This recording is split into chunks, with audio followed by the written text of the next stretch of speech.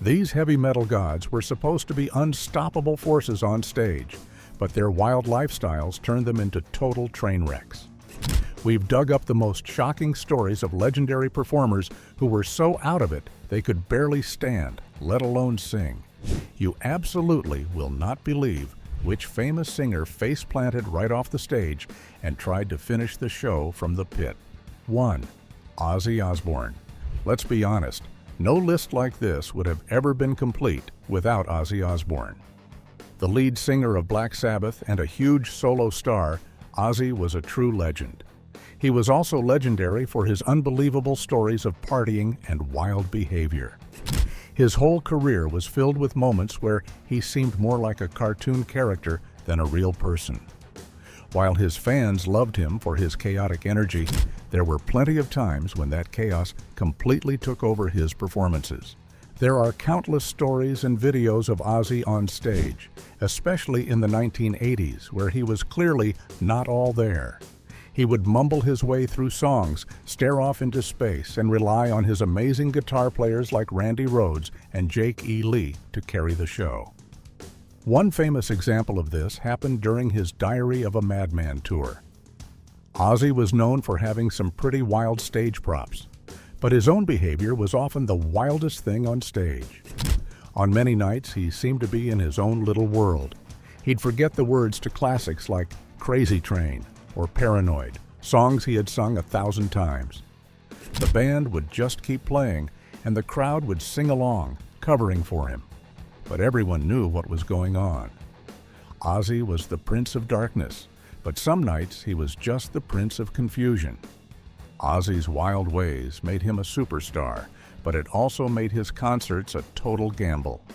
Fans never knew if they were going to get a great show or just watch a man stumble around. But as messy as Ozzy could be, our next rocker took things to a whole new level, turning his concerts into riot. 2. Axl Rose. When you talk about unpredictable frontmen, Axl Rose of Guns N' Roses is at the top of the list. In the late 80s and early 90s, there was no bigger band on the planet. They had the attitude, the look, and the songs that everyone loved. Axl Rose had a one-of-a-kind voice and an electric stage presence. When he was on his game, he was one of the best ever. But when he was not, it was a complete disaster. Axl became famous for two things besides his singing: starting shows incredibly late and walking off stage if he got upset. Fans would wait for hours, sometimes until 2 in the morning, for the band to finally show up. And when they did, Axl's mood could turn on a dime. The most infamous example of this happened in St. Louis in 1991. During the show, Axl saw a fan in the crowd with a camera, which was not allowed. He pointed it out to security, but when they did not do anything, Axl took matters into his own hands. He yelled, "Well, thanks to the lame-brained security, I'm going home." Then he jumped into the crowd, tackled the fan, got back on stage, and ended the show. The angry crowd went wild and started a full-blown riot, destroying the venue and the band's gear. It was a massive mess, all because Axl lost his cool. His behavior cost the band millions of dollars and got them banned from the city. Axl's meltdowns were legendary and cost his fans dearly. But while Axl made his fans wait, our next singer often showed up on time, but was in such bad shape he probably should have just stayed home. 3. Vince Neil. Motley Crue was the ultimate party band of the 1980s. They lived the rock and roll lifestyle to the absolute fullest, and their singer, Vince Neil, was right at the center of it all. With his long blonde hair and high-pitched voice, he was the voice of hits like Girls, Girls, Girls, and Kickstart My Heart. The band was known for their wild shows with explosions, fire, and spinning drum sets. But as the years went on, Vince's partying started to catch up with him in a big way. In recent years, fans have posted many videos of Vince Neil struggling on stage. The most common complaint is that he forgets the words to his own song. In some clips, He can be seen mumbling nonsense or just pointing the microphone at the crowd, hoping they will sing for him. Fans call it mumbling into the void. His voice also is not what it used to be, which is understandable as people get older, but his energy level often seems incredibly low. At a solo show in 2021, things got so bad that he ended up just giving up mid-show. He was trying to sing a cover of a Beatles song, but his voice was cracking and he sounded completely out of breath. He looked at the crowd, apologized, and said, "Hey guys, I'm sorry, you guys. It's been a long time playing. My freaking voice is gone. We love you, and we'll hopefully see you next time, man. Thank you." And with that, he walked off stage, leaving his own fans confused and disappointed. It was a tough moment to watch a rock legend fall apart on stage, but at least Vince knew when to call it quits. Our next performer's struggles were so public and so sad that they became a huge part of his tragic story. 4. Scott Weiland. Scott Weiland was one of the most talented and charismatic frontmen of his generation. As the singer for Stone Temple Pilots and later Velvet Revolver, he had a mesmerizing voice and a slinky, Mick Jagger-like stage presence. He could command a stadium with just a look. But Scott also battled some serious personal demons his entire career, and those demons often followed him right onto the stage, leading to some truly bizarre and heartbreaking performances. Watching a Scott Weiland show became a game of chance. You might get the amazing, energetic rock star, or you might get a man who seemed completely lost.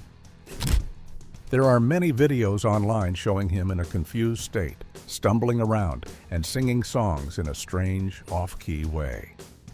One of the most infamous performances came in 2015 during a solo show in Texas. A fan recorded him singing the Stone Temple Pilots' classic Vaseline, but something was terribly wrong. He seemed detached, and his voice was a low, monotone drone. He barely moved and looked like he was in another world. The video went viral, and fans were deeply concerned. It was a clear sign that he was not well. Sadly, this was one of his last tours. His struggles with his unhealthy lifestyle were no secret, and seeing him in that state was a painful reminder of the toll it was taking on him. Scott's talent was undeniable, but his personal battles often overshadowed his music. He shared a band, Velvet Revolver, with some guys from another band who had already fired their original drummer for being too unreliable, which is who we are talking about next. 5. Steven Adler. Before Guns N' Roses became the biggest band in the world, they were 5 hungry guys from Los Angeles with an amazing chemistry. A huge part of their unique sound came from the groovy, powerful drumming of Steven Adler. His playing on their first album, Appetite for Destruction, is iconic. He was not just a drummer, he was the heartbeat of the band. But as the band got more famous, Steven's partying got more and more out of control, and it started to seriously affect his ability to play. The beginning of the end for Steven and Guns N' Roses happened during the recording of their next albums, Use Your Illusion Y and 2. His bad habits had gotten so severe that he was having a hard time playing in the studio. According to the band, he struggled to record the song Civil War. It supposedly took him dozens of takes to get it right. Things were even worse on stage. His timing would be off, and he would get tired easily, slowing the whole band down. The final straw came at the 1990 Farm Aid concert. The band was playing, and during a song, Steven just wasn't able to keep up. He was playing sloppy, and the rest of the band was visibly frustrated. It was a mess. Shortly after that performance, the band made the tough decision to fire him. They felt they had no choice. Steven's partying had cost him his spot in the biggest band on the planet. Losing your dream job is a terrible wake-up call. Steven's former bandmate had his own scare that was so bad, people thought he was gone for good. His story became a rock and roll legend. 6. Nikki Sixx. As the bass player and main songwriter for Motley Crue, Nikki Sixx was the mastermind behind the band's biggest hits. He was also the architect of their wild image. Nikki and his bandmates lived a life that was crazier than most people could even imagine. But this lifestyle has a very high price, and Nikki came dangerously close to paying it. His personal struggles almost ended his life and his career. In late 1987, Nikki's partying went way too far.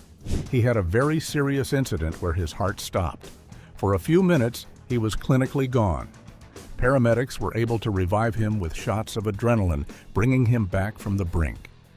This terrifying experience became the inspiration for the Motley Crue hit song, Kickstart My Heart. You would think an experience like that would make someone change their ways for good, but the rock and roll life is a powerful thing. Even after this scare, Nikki and the band continued their wild behavior for years. This often affected their live shows. During some tours, the band was known for being sloppy and out of sync. Nikki himself has admitted in his books that there were times he was so out of it, he was just going through the motions on stage, barely able to play. He was physically there, but his mind was somewhere else entirely. It was a dark period for a band that was supposed to be on top of the world. Nikki's story is a cautionary tale about taking things to the absolute limit. Our next musician was a true genius on his instrument, but his own demons led to performances that were just as messy and unpredictable. 7. Eddie Van Halen. Eddie Van Halen changed the world of guitar forever. He was a true innovator, a musical genius whose sound and style are still copied by countless guitarists today. With his band Van Halen, he created some of the most iconic rock anthems of all time. But for all his genius, Eddie was also a man who battled serious personal problems for much of his life, especially with alcohol. And sometimes those battles were fought right on stage in front of thousands of fans. During the 1990s and 2000s, Van Halen went through a lot of changes, including different singers. But one thing that became sadly consistent was Eddie's sometimes erratic behavior on stage. There are many fan accounts and videos from this time showing Eddie in rough shape. He would stumble around, mess up his own famous guitar solos, and sometimes just stop playing altogether. At a show in 2004, he was so out of it that he spent much of the concert just making noise with his guitar and rambling to the crowd. He even laid down on the stage at one point. It was clear to everyone that he was not okay. It was heartbreaking for fans to see their hero, one of the greatest guitarists of all time, in such a state. He was a master of his instrument, but on those nights, he was a master of chaos. Seeing a genius fall apart is tough. But what happens when the guy who leads the band is known for being angry and confrontational? Our next metal icon's on-stage rants are almost as famous as his music. 8. Dave Mustaine. Dave Mustaine is one of the godfathers of thrash metal. After getting kicked out of Metallica, he formed Megadeth, a band that became just as huge and influential. Dave is known for his incredible guitar skills, his unique snarling voice, and his very outspoken personality. He is not afraid to speak his mind, and that has gotten him into trouble more than a few times. His career was also fueled by years of anger and struggles with an unhealthy lifestyle, which sometimes boiled over on stage. In the early days of Megadeth, the band was a powerful but chaotic force. Dave's personal issues were at their peak, and it made their live shows completely unpredictable. He would often go on long, angry rants between songs, yelling at the crowd, the security, or even his own bandmates. There's a famous incident from a 1988 concert in Northern Ireland where he dedicated a song to The Cause, which was a very foolish thing to say in a place with so much political tension. His comment caused a huge fight to break out in the audience, and the band had to be escorted away in an armored bus. It was a clear example of how his state of mind could create dangerous situations. He was a brilliant musician, but his inner turmoil often turned his concerts from a celebration of music into a tense and angry event. Dave's anger nearly caused a riot. But our next frontman's on-stage behavior was not just angry, it was often very dark and unsettling, making his own fans feel uncomfortable. 9. Phil Anselmo. As the frontman for Pantera, Phil Anselmo was one of the most powerful and intimidating voices in metal during the 1990s. His aggressive vocals and intense stage presence helped make Pantera one of the biggest bands of the decade, but Phil was also dealing with a lot of pain. A serious back injury led him to make some bad choices to cope, and this started to change his personality and his performances. During the later years of Pantera, Phil's on-stage behavior became more and more bizarre and troubling. He would often stop songs to go on long, rambling speeches that were hard to follow and made little sense. He looked thin and unhealthy, and his energy was not the same. Fans who had seen the band in their prime were worried. He seemed angry and isolated from the rest of the band, who often looked uncomfortable during his rants. This dark energy created a lot of tension within the band and at their shows. The fun, party atmosphere of their early days was replaced by something much darker. It was clear that Phil was in a bad place, and he was bringing that negativity on stage with him every night.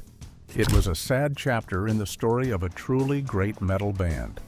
Phil's pain was visible to everyone in the audience. For our next singer, his pain was also tragically on display, and his story became one of the most heartbreaking in all of rock music. 10. Layne Staley. Alice in Chains was one of the biggest bands to come out of the Seattle music scene in the early 1990s. A huge part of their dark, heavy sound was the incredible and haunting voice of their lead singer, Layne Staley. His powerful vocals and deeply personal lyrics connected with millions of fans. But those lyrics often told a story of his own very real and very deep struggles with personal demons, struggles that would eventually overwhelm him. As the years went on, Layne's health got worse and worse. It became physically difficult for him to perform. The band had to cancel many tours because he was simply not well enough to go on stage. One of their last major performances was for the MTV Unplugged series in 1996.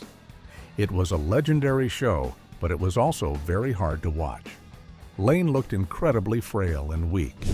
He sat on a stool for the whole concert and wore gloves to hide the marks on his hands. While his voice was still amazing, you could see the pain in his eyes. He rarely looked up, and he seemed like a shadow of his former self. It was a powerful and beautiful performance, but it was also a public display of his sad decline. It was the last time many fans would ever see him perform. Layne's story is a tragic one, but even legends from a much sunnier and happier era of rock had their share of messy shows, like our next high-kicking frontman, who is famous for his stage acrobatics and even more famous for his love of a good time. 11. David Lee Roth. David Lee Roth, or Diamond Dave, is the original and most famous singer of Van Halen. He is the ultimate rock and roll showman. With his big smile, high kicks, and hilarious stories, he was more than just a singer. He was a ringmaster. He was the life of the party, and that party attitude was a huge part of Van Halen's early success. But that same party all-the-time lifestyle can be hard to maintain, and in recent years, it has really affected his singing. After leaving and then rejoining Van Halen for a reunion tour in 2007, fans were excited to see Diamond Dave back where he belonged. But it soon became clear that he was not the same performer he used to be. His famous screams were often gone, and he would frequently forget the lyrics to the band's biggest hits. He would often just sort of talk-sing his way through the songs, relying on his showmanship and the crowd's energy to get by.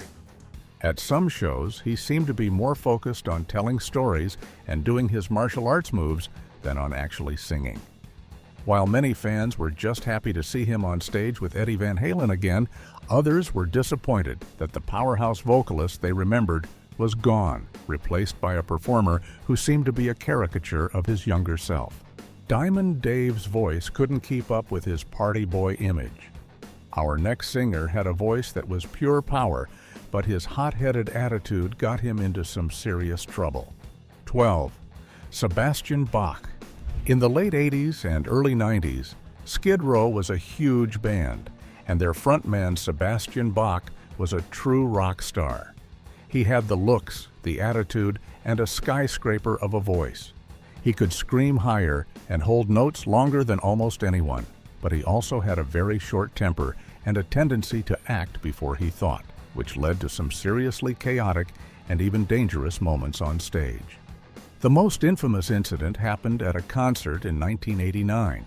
The band was opening for Aerosmith, and during their set, someone in the crowd threw a bottle on stage. It did not hit anyone, but Sebastian was furious.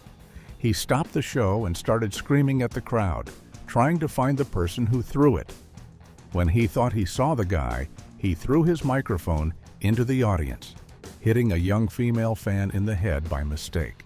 Then he jumped into the crowd to go after the person he thought threw the bottle. It was complete chaos.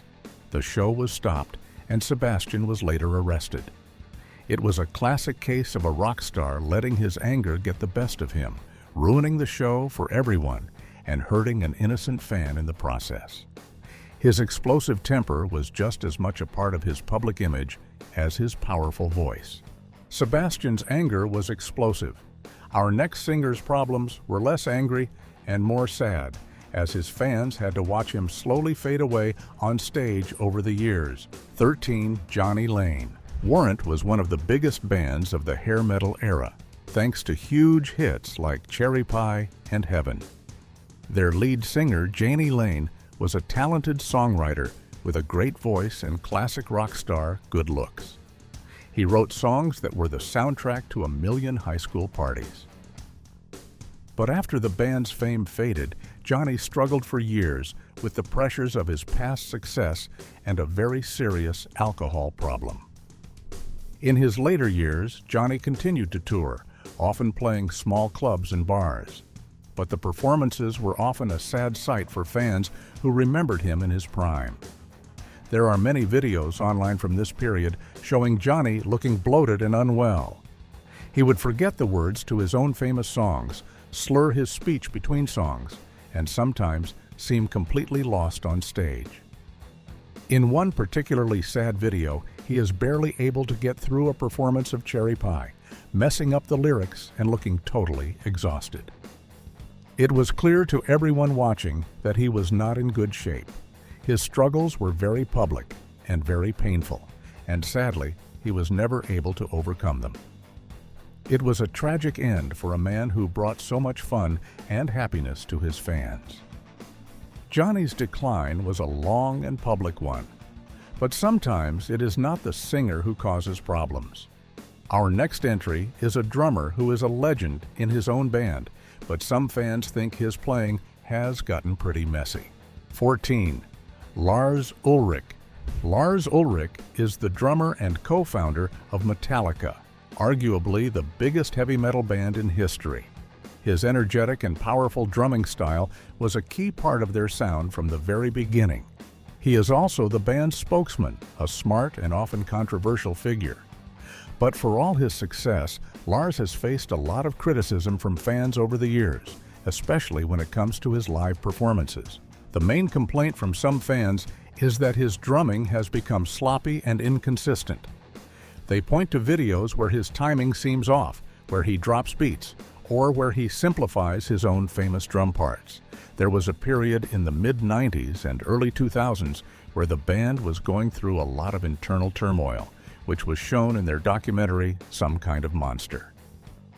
During this time, Lars's personal life was a mess, and some believe it affected his focus and his playing. While he's not stumbling around on stage, this is a different kind of messy performance, one where a musician's skills seem to have slipped. Of course, millions of fans still think he's amazing, but for a drummer in a band as precise and powerful as Metallica, any mistake is going to be noticed and talked about by their very passionate fan base. Lars's drumming has been debated by fans for years. But there is no debating the wild behavior of our next musician. A guitar god, known for his incredible speed and his equally incredible ego. 15. Yngwie Malmsteen. Yngwie Malmsteen, let's just call him Yngwie Malmsteen, is a guitar hero from Sweden who exploded onto the scene in the 1980s. He played his guitar faster and with more classical influence than anyone had ever heard before. He was a true genius, and he knew it. His ego is as big as his talent, and he has a reputation for being very difficult to work with. He also has a famous temper, which has led to some truly epic meltdowns on stage. Yngwie demands perfection from his band and his crew. If something is not exactly to his liking, he is not afraid to let everyone know about it, loudly. There are many stories of him screaming at his singers, firing band members on the spot, and yelling at the sound guy in the middle of a song. One of the most legendary moments happened on an airplane, where he got into an argument and famously yelled, "You have unleashed the fury." That phrase perfectly describes his on-stage attitude. If his guitar is not loud enough, if a light is not pointed correctly, or if a singer misses a note, he might just unleash his fury on them right in front of the audience. His concerts can be a mix of musical brilliance and the uncomfortable feeling that you are watching a man about to have a total meltdown. Yngwie's fury is legendary. But what happens when you put a singer who also has a wild reputation in a band with him? Our next story is about exactly that, a clash of two chaotic worlds. 16. Tim "Ripper" Owens. Owens has one of the most incredible stories in metal. He was a singer in a Judas Priest tribute band who was chosen to replace the legendary Rob Halford as the actual singer of Judas Priest. It was like a movie. After his time in Priest, he joined and played with many other bands, including a stint as the singer for the one and only Yngwie Malmsteen. And believe me, that was a recipe for a wild time. There is a very famous video from a 2008 show in Russia that shows just how messy things could get. In the video, Ripper Owens is on stage, and he is clearly in a very, very bad state. He is stumbling, slurring, and can barely stand up. He tries to sing, but he is mostly just yelling and falling into the drum set. It is a complete disaster. At one point, Yngwie gets so fed up that he tries to kick Ripper from behind. The whole thing is just a chaotic mess. It is a perfect example of what can happen when the party goes way too far. Ripper has since said he is not proud of that moment and has cleaned up his act, but the video lives on as a legendary example of a performance gone completely wrong. That performance was a total train wreck. Our next artist is known for creating train wrecks on purpose, with a stage show designed to shock and disturb. But lately, his own behavior has become the most shocking part of the show. 17. Marilyn Manson. Marilyn Manson built his entire career on being shocking. With his creepy makeup, scary lyrics, and wild stage shows, he became one of the most famous and controversial figures in music.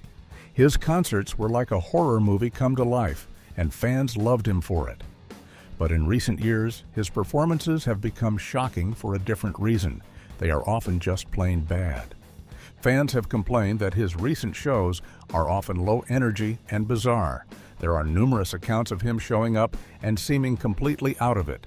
He will ramble incoherently into the microphone for long periods, stop songs halfway through, or just lie down on the stage. At a show in New York in 2018, he delivered a particularly strange performance that ended with him having a bit of a meltdown, cutting the show very short and leaving the audience angry and confused. It seemed less like a planned part of his shocking act and more like a man who was genuinely struggling. For an artist whose career was built on being a powerful and commanding performer, these messy and confusing shows have been a big disappointment for his dedicated fans. Manson's shock rock turned into just plain shock. Our next entry involves not one, but two rock legends from the same band, a duo so famous for their wild lifestyle they were given a nickname, the Toxic Twins. 18. Joe Perry and Steven Tyler. Aerosmith is one of the greatest American rock bands of all time. At the heart of the band are the magical duo of singer Steven Tyler and guitarist Joe Perry. When they are in sync, they are unstoppable. But during the 1970s and early 80s, their unhealthy habits were so out of control that they earned the nickname the Toxic Twins. Their partying was legendary, but it nearly destroyed the band and made their live shows a complete mess. During this period, Aerosmith concerts were notoriously sloppy. Steven Tyler would often forget lyrics or be too messed up to sing properly. Joe Perry was sometimes so out of it that he would play poorly or just collapse on stage. In his own book, he tells a story about one show where he was in such bad shape he could not even remember what song they were supposed to be playing. The band's chemistry was gone, replaced by arguments and bad performances. Things got so bad that Joe Perry actually quit the band in 1979. It was the low point for a band that had been on top of the world. Thankfully, they eventually cleaned up their act and had one of the biggest comebacks in music history. But for a while there, the Toxic Twins lived up to their name in the worst possible way.